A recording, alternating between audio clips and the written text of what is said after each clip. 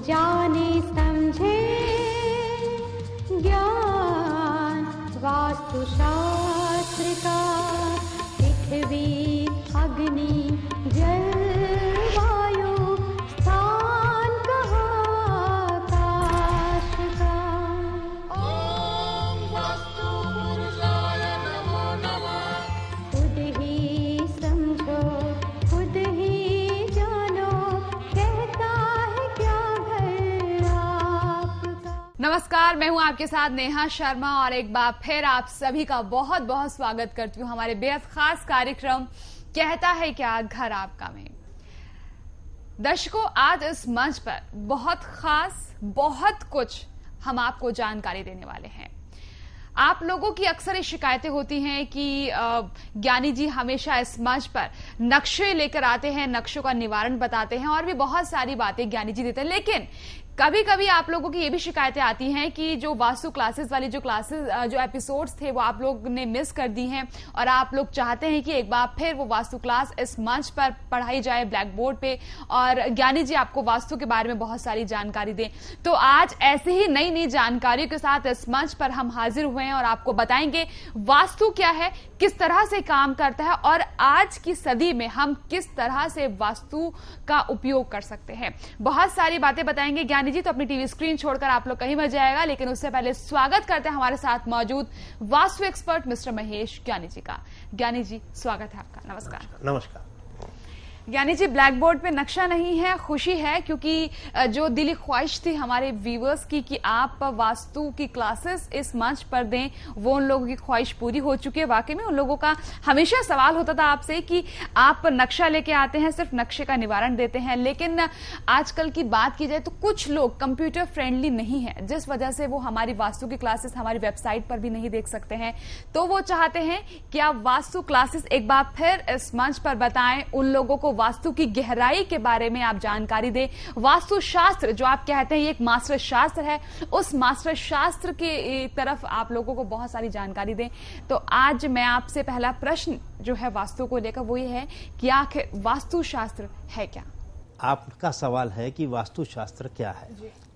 तो वास्तु शास्त्र एक साइंस है, एक विज्ञान है, भवन निर्माण का विज्ञान है, जिसमें स्ट्रक्चरल इंजीनियरिंग का ध्यान रखा गया है, आर्किटेक्ट इंजीनियरिंग का ध्यान रखा गया है और सिविल इंजीनियरिंग सरलता से एग्जीक्यूशन जो होता है, यानी आपने एक डिजाइन बना दी, आर्किटेक्ट ने डिजाइन बना दी, स्ट्रक्चर वालों ने स्ट्रक्चरल डिजाइन दे दी, अब उस डिजाइन के ऊपर एक भवन निर्माण करना है, तो निर्माण करने का भी कार्य जो है वो सरल होना चाहिए ना, तो उसके भी नियम आपको दे दिए गए हैं। ठीक है, मानव जाति को भवन निर्माण के नियम दे दिए गए, चाहे वो अपना घर बना रहा है, चाहे वो अपनी दुकान ऑफिस बना रहा है, चाहे वो अस्पताल बना रहा है, चाहे वो स्कूल बिल्डिंग बना रहा है, विद्यालय बना रहा है, चाहे कोई भी भवन निर्माण हो, उसके नियम, स्टैंडर्ड नियम दिए गए हैं मानव जाति को।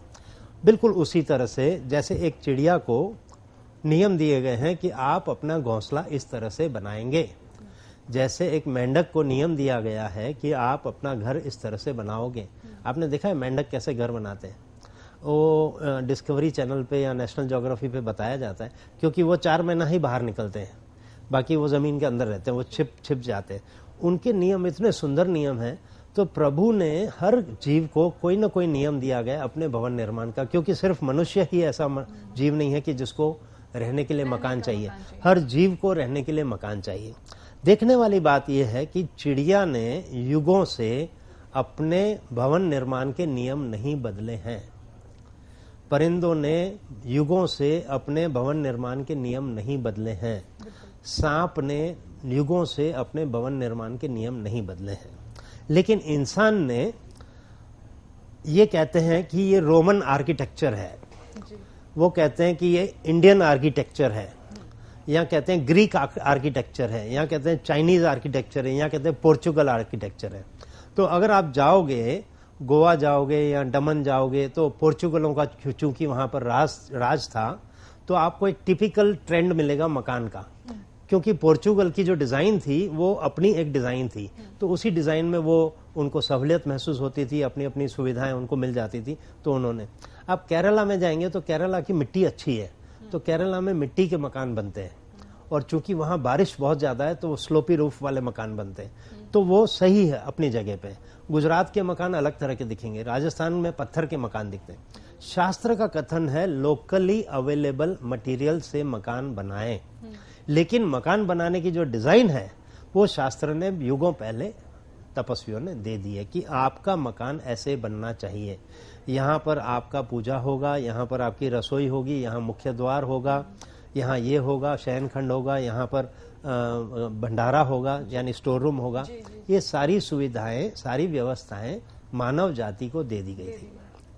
हुआ ये कि 1947 में जब देश आजाद हुआ और जैसे जैसे समय बीतता गया, तब से अर्बनाइजेशन का एक ट्रेंड शुरू हुआ कि गांव से आदमी शहर में आता है और शहर से आदमी बड़े शहर में आता है। उसको बोलते हैं अर्बनाइजेशन, उसको बोलते हैं सेंट्रलाइजेशन। फिर शहर में, बड़े शहर में आके वो इतना तंग हो जाता है भीड़ भाड़ से, स्ट्रेस से, कि वो डिसेंट्रलाइज कर जाता है। फिर वो जाता है फार्म हाउस की तरफ, वो वापस गांव में जाता है, कहता है मेरा फार्म हाउस है, सैटरडे संडे में वहां बिताता हूं। तो एक आदमी चला था कहाँ जाने के लिए, गांव से टाउन, टाउन से सिटी, सिटी से मेट्रोपॉलिटन, फिर वो मेट्रोपॉलिटन से वापस कहाँ जाता है, उसको बोलते हैं डिसेंट्रल। ये एक प्रोसीजर होता है, ये एक प्रोसेस होती है। तो अर्बनाइजेशन जब शुरू हुआ आजादी के बाद, तो पहले ये होता था कि आप गांव में रहते थे, आपके दादाजी ने गांव के किसी मिस्त्री से कहा ये मेरा प्लाट है, इस पर भवन निर्माण करना है। तो मिस्त्री ने कह दिया भैया 11,220 रुपए लगेंगे। उस जमाने में 11,220 रुपए 11 लाख या शायद 1 करोड़ के करीब था। तो 11,220 रुपए लगेंगे, आपका मकान तैयार हो जाएगा। आप कभी कभी आके देखना चाहें तो देख सकते हैं। वो मिस्त्री अपना मकान बना देता, लेकिन वो मिस्त्री मकान वास्तु के हिसाब से बनाता था, क्योंकि उसके बुजुर्गों ने उसको नियम समझाए थे, तो नियम के अनुसार करता था। अब जब अर्बनाइजेशन हुआ तो आप प्लाट खरीद के बना नहीं रहे हैं। एक आजादी के बाद एक प्रोफेशन चालू हुआ जिसको बोलते हैं गवर्नमेंट कॉन्ट्रैक्टर, क्योंकि आजादी के तुरंत बाद 70 to 80% कंस्ट्रक्शन एक्टिविटी हिंदुस्तान में जो होती थी वो सरकार की होती थी, सिर्फ 20% प्राइवेट होती थी। तो सरकार ने क्या कहा कि अब हम आजाद हो गए, अब हमें गवर्नेंस करनी है, पूरे देश को चलाना है, तो हमें बहुत सारी बिल्डिंग्स चाहिए। पीडब्ल्यूडी की बिल्डिंग चाहिए, फूड कॉर्पोरेशन ऑफ इंडिया की बिल्डिंग चाहिए, फर्टिलाइजर कॉर्पोरेशन ऑफ इंडिया की बिल्डिंग चाहिए, रेलवे के यार्ड बनाने हैं, ब्रिजेस बनानी है, नाले बनाने हैं, ये करना है, वो करना है। तो गवर्नमेंट कॉन्ट्रैक्टर नाम का एक प्रोफेशन हिंदुस्तान में आया, और जितने भी लोग गवर्नमेंट कॉन्ट्रैक्टर बने उन लोगों ने अपनी रजिस्ट्री करवाई और करा करके टेंडर भर के काम लिए और सरकारी काम किए। लेकिन जैसे जैसे अर्बनाइजेशन होता गया तो लोग शहरों की तरफ मूव करने लगे, तो शहर में आदमी को रहने के लिए मकान चाहिए, तो मकान बनने के लिए मकान चाहिए, तो अब कोई तो मकान बनाएगा। तो एक और प्रोफेशन आया जिसको कहते हैं बिल्डर, जिसको कहते हैं डेवलपर। बिल्डर आजकल ये शब्द नहीं यूज करते हैं, क्योंकि वो बिल्डर शब्द अब गाली जैसा लगता है, डेवलपर। तो अब वो उन्होंने अपना नाम बदल दिया। बिल्डर मतलब ये गंदा आदमी है, तो अब वो नाम बदल के डेवलपर कर दिया। अब वो खुद को बिल्डर नहीं कहलवाना चाहते, तो डेवलपर कहते हैं। तो बिल्डर, अब बिल्डर ने कहा कि चलो मैं 20 मकान बनाता हूं और बना करके बेचूंगा। मतलब एक आदमी 20 मकान बना रहा है और वो मुनाफे के लिए बना रहा है। वो किसके लिए बना रहा है? क्योंकि उसको बेचना है, जाहिर सी बात। तो जो 12 फुट की हाइट थी उसको 10 फुट कर दिया, तो 2 फुट की जो चुनाई होती है, ईंट वींट होती है, वो कम हो गई, तो बच गया। तो पहले के जमाने में ये होता था कि डबल शटर वाला दरवाजा होता था, तो उसमें लकड़ी ज्यादा जाती है, तो उसने सिंगल डोर कर दिया, तो कहीं लकड़ी बचा ली। पहले ये होता था कि चूंकि 12 फुट की हाइट होती थी, तो नीचे से 1.25 फुट से खिड़की शुरू हो जाती थी, 7 फुट तक जाती थी, और 7 और 12 के बीच में फिर एक वेंटिलेटर होता था, तो वहां भी लकड़ी लग रही है, वहां भी ग्रिल लग रही है। तो अब हाइट आपने 10 फुट कर दी, तो आपने क्या किया कि जो 1.25 फुट से जो खिड़की चलती थी वो 2.5 फुट पे ले आए और 7 फुट पे उसको खत्म कर दिया। अब हवा आए तो आपकी किस्मत, जाए तो आपकी किस्मत। पहले एक सर्कुलेशन की व्यवस्था थी कि नीचे से हवा आ रही है और ऊपर से हवा निकल रही है नीचे। अब एक 4x4 की खिड़की है, वहीं से हवा आ रही है, चाहे वहीं से हवा जा रही है। तो हाइट कम कर दी, लकड़ी का इस्तेमाल कम कर दिया, और मकान जोड़ जोड़ के बना दिए, जिसको हम टेनामेंट कहते हैं, ट्विन टेनामेंट या ट्विन ड्यूप्लेक्स कहते हैं, या रो हाउस ड्यूप्लेक्स कहते हैं। तो एक दीवार और बचा दी आपकी, ठीक है। तो कॉस्ट कटिंग के चक्कर में मकान जो है वो वास्तु से विपरीत बनने लग गए, ठीक है, और लैंड कॉस्ट बढ़ गई, तो लैंड का नाप भी छोटा होता गया। तो पहले ये होता था कि भाई 2000 फुट का प्लॉट दे रहे हैं, फिर 1500 फुट के प्लॉट हो गए, क्यों? क्योंकि लोगों की बजट में नहीं आ रहा है।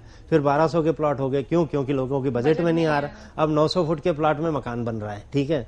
तो क्यों? क्योंकि जमीन इतनी महंगी हो गई, अगर 1200 फुट का प्लॉट बना करके रखेंगे तो बिकेगा नहीं, लोगों के बजट में नहीं है, तो 900 फुट के प्लॉट बन रहे हैं। तो जमीन भी सिकुड़ती गई और मकान जो है वो ऐसे बनते गए कि जिसमें वास्तु दोष आने लग गया, ठीक है। आप देखेंगे कि लाल किला के अंदर अगर आप घूमती हैं तो वहां का जो गाइड है वो आपको बताएगा कि ये राजाओं का, जो अकबर थे या बाबर थे या हुमायूं थे या शाहजहां थे, वो कहेंगे कि ये इनका हमाम खाना है। और वो हमाम खाना आप देखोगे तो इतना बड़ा विशाल है कि आप देख के खुश हो जाओगे कि क्या हमाम खाना है।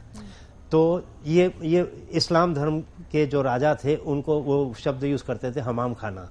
जैसे राणा प्रताप हो गए या शिवाजी हो गए तो उनके लिए कहते थे ये गुसल खाना है, ठीक है। हिंदी में उसको गुसल खाना कहते हैं, जैसे हम बाथरूम कहते हैं कि भाई ये राजा का गुसल खाना है। लेकिन वो आपको पूरा किला घुमाएंगे लेकिन आपको टॉयलेट ब्लॉक नहीं दिखाएंगे, आप समझे। तो राजा हो चाहे कितना भी बड़ा हो, चाहे रानी रूपमती हो, वो तो सवेरे अंधेरे अंधेरे ही लोटा लेकर जंगल में ही जाते थे पेट साफ करने के लिए, क्योंकि वो जानते थे कि ये एक बहुत बड़ा वास्तु दोष है। आप घर के अंदर टॉयलेट ब्लॉक नहीं रख सकते हैं।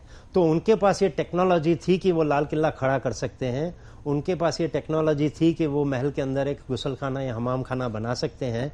तो क्या उनके पास ये टेक्नोलॉजी नहीं थी कि वो एक टॉयलेट भी बना दे छोटा सा? लेकिन वो शास्त्र में मानते थे और वो इस बात को पकड़ के चलते थे कि ये काम घर में नहीं करना है।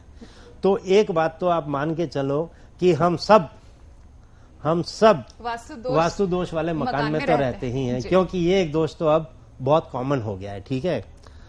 अब जो पुराने मंदिर हैं, जैसे मंदिर का स्थान है जहाँ गुम्बद लगा है, गर्भ स्थान है जहाँ प्रभु है, उसके आसपास का परिसर है, उसके आसपास के परिसर में मंदिर के जो पुजारी या रखे रखा जो लोग होते थे, जो स्टाफ होता था, वो रहता था। अब उसके आसपास कॉलोनी बन गई, बिल्डिंगें बन गई, रास्ते बन गए, कोई पार्क बन गया, शहर बस गया है, ठीक है। तो अब वो भी लोटा लेके नहीं जाते, कहाँ जाएंगे तो 15 किलोमीटर दूर जाना पड़ेगा, जो पॉसिबल नहीं है। तो अब आप देखोगे कि मंदिर भी जो है उसके अंदर भी ये चीज आ गई है, क्योंकि जो 20 लोग रहते वो कहीं तो नहाएंगे, कहीं तो पार्टी करेंगे, तो वो अब उन्होंने निर्माण कर दिया समय जाते जाते। तो मतलब ये एक माहौल बन गया है कि सारा जो समाज है वो कहीं ना कहीं वास्तु दोष वाले मकान में, ठीक है। तो कभी मुझसे कोई पूछता है कि ज्ञानी जी अगर मुझे 100% वास्तु आधारित मकान बनवाना है तो क्या आप बना के दे सकोगे? तो मैं कहता हूँ 75% बना के दूंगा। बोले क्यों ऐसा? जमीन आप सिलेक्ट करो, मैं वो सिलेक्ट करूंगा, मकान जो डिजाइन आप दोगे हूबहू उसी के हिसाब से बनाऊं। फिर क्यों 75% इसके लिए क्योंकि 25% इस चीज का दोष लगता ही है हम सबको, आप समझे। तो ये आपको, हम वास्तु दोष वाले मकान में रहते हैं। दूसरी बात यह है कि ब्रह्मस्थान खुला होता था पहले, चौक आकाश तक खुला। अब ऐसे मकान बनते नहीं क्योंकि हम फ्लैट में रहते हैं। एक वो दोष भी लगता है, मतलब 5 तत्व में से एक तत्व हमारे पास नहीं है। आकाश तत्व हमारे पास किसी के पास नहीं, मेरे पास भी नहीं है, ठीक है, क्योंकि मैं भी फ्लैट में रहता हूं। अब फ्लैट जो है वो जरूरत हो गई क्योंकि वही आपके बजट में आएगा। बंबई, कलकत्ता, दिल्ली जैसे शहर में अगर आप कहो कि मैं बंगले में रहता हूं, मतलब आप राजा हो, ठीक है। अच्छे अच्छे लोग फ्लैट ही अफोर्ड कर सकते हैं, बंगला अफोर्ड नहीं कर सकते। वो ठीक है, पूर्वजों का अगर है और आपकी किस्मत में आ गया है और आप उसको मेंटेन कर पा रहे हो और बंगले में रह रहे हो तो वो आपका प्रारब्ध है, आप उसको एंजॉय कर रहे हो। तो वास्तुशास्त्र है देवों का बनाया हुआ नियम, देवों की बनाई हुई एक साइंस कि जिसके आधार पर आप अपने मकान का निर्माण करोगे, ठीक है। ये है वास्तुशास्त्र। हर जीव को वास्तुशास्त्र के नियम दिए गए हैं, हर जीव को भवन निर्माण के नियम दिए गए हैं। वो जो नियम है वो क्या है, वो आने वाले एपिसोड्स में हम यहाँ डिस्कस करेंगे, क्योंकि पूरा शास्त्र है, पूरा गंगा सागर है, वो उसको धीरे धीरे वो बहाएंगे तो लोगों के समझ में आएगा कि वो क्या है। बिल्कुल सही कहा आपने। और हमारे ऋषि मुनियों ने जो हमें वास्तु शास्त्र दिया है वाकई में बहुत खूबसूरत दिया था, लेकिन हम ही मानव जाति ने उस शास्त्र को भूलते चलेगा और उस वास्तु शास्त्र जो कहते हैं ना कि वास्तु आधारित मकान में हम लोगों को रहना चाहिए, नहीं, अब हमने वास्तु आधारित को छोड़ के उसे वास्तु दोष में हम लोगों ने खुद तब्दील कर दिया है और कहीं ना कहीं इसके जिम्मेदार हम ही लोग हैं। ज्ञानी जी, आपने मुझे ये तो बता दिया कि वास्तुशास्त्र है क्या। अब आप मुझे ये बताइए कि वास्तुशास्त्र किस तरह से काम करता है। ये जो शास्त्र है, इसको जहां तक मैं समझा हूं, तो ये देव और दानव का शास्त्र है। ईशान कोने में गुरु है, नैऋत्य कोने में राहु है। ठीक है। अगर आपके घर में गुरु बलवान है तो आपका मकान अच्छा है। अगर आपके घर में राहु बलवान है तो आपका मकान खराब है। अगर आपके मकान में पॉजिटिव ऊर्जा, मतलब चंद्र, बुध, गुरु और सूर्य ये पॉजिटिव है तो प्रगति का रास्ता खुला है। और अगर आपके घर में शुक्र, मंगल, राहु और शनि वो ज्यादा पॉजिटिव हैं तो आपकी दुर्गति का रास्ता खुला है। आप समझे? आपको 9 प्लैनेटिक पोजीशंस दी हुई हैं मकान के शास्त्र में, वास्तु शास्त्र में, और आपको 5 एलिमेंट दिया गया है। हालांकि ये जो एलिमेंट है सारे वास्तुशास्त्री पृथ्वी, जल, अग्नि, वायु, आकाश इसके ऊपर वास्तुशास्त्र को चलाते हैं, जबकि ये सिर्फ इंडिकेटर्स और पॉइंटर्स हैं। हकीकत में जो वास्तुशास्त्र है वो वास्तु पुरुष पर तैनात है। सारा जो निचोड़ है वो वास्तु पुरुष के अंदर छिपा हुआ है। सारा शास्त्र उस वास्तु पुरुष के अंदर छिपा हुआ है। ठीक है। अब वास्तु पुरुष को कोई भी ध्यान में लेने को तैयार नहीं है। सारे वास्तुशास्त्री पृथ्वी, जल, अग्नि, वायु, आकाश सिर्फ इंडिकेटर्स के ऊपर वास्तुशास्त्र को चलाते हैं। इसलिए जो चकोर मकान होना चाहिए या लंबचौरस मकान होना चाहिए या 4 कोने वाला जो मकान होना चाहिए, उस मकान की महत्वता को वो समझते नहीं है। ठीक है। ऊपर से ये हुआ है कि जो आर्किटेक्ट्स हैं, जो डिजाइन करने वाले लोग हैं या जो डेवलपर्स हैं, वो वास्तुशास्त्र में नहीं मानते हैं, जिसके चलते आप लोग जिस फ्लैट में या जिस मकान में रहते हैं वो डिजाइनर फ्लैट्स हैं या डिजाइनर बंगलोज हैं, जिसमें अक्सर कई कोने कटे होते हैं। बिल्कुल। और जो कोना कट जाता है उस कोने की अपाहिजता उस घर में रहने वाले लोगों को लागू पड़ जाती है। ठीक है। जिसके चलते चाहे शरीर में रोग आता है, चाहे कोर्ट मैटर आती है, चाहे किसी का डिवोर्स होता है, चाहे किसी का बच्चा नहीं होता है, चाहे घर के अंदर जो 7 व्यक्ति रहते हैं उनमें अनबन होती है, चाहे पड़ोसी के साथ तनाव हो जाता है, चाहे रिश्तेदारी में आपकी नामना जो है वो कम हो जाती है, आपके दुश्मन बढ़ जाते हैं, मित्र कम हो जाते हैं, आपकी आर्थिक स्थिरता कभी इधर उधर हो जाती है। ये सारी जो चीजें हैं ये हम ऐसा मानते हैं कि वास्तुशास्त्र के हिसाब से वास्तु दोष से होती हैं। हम ये नहीं मानते हैं कि ये ग्रह दोष से होती है। एक आदमी घर में नहीं रहता है, घर में 6 लोग रहते हैं, और मकान अगर अच्छा है तो 6 की प्रगति है, मकान अगर खराब है तो 6 की दुर्गति है। ठीक है। तो इंपॉर्टेंस क्या हुआ, उसके ग्रह का हुआ या उसके मकान का हुआ?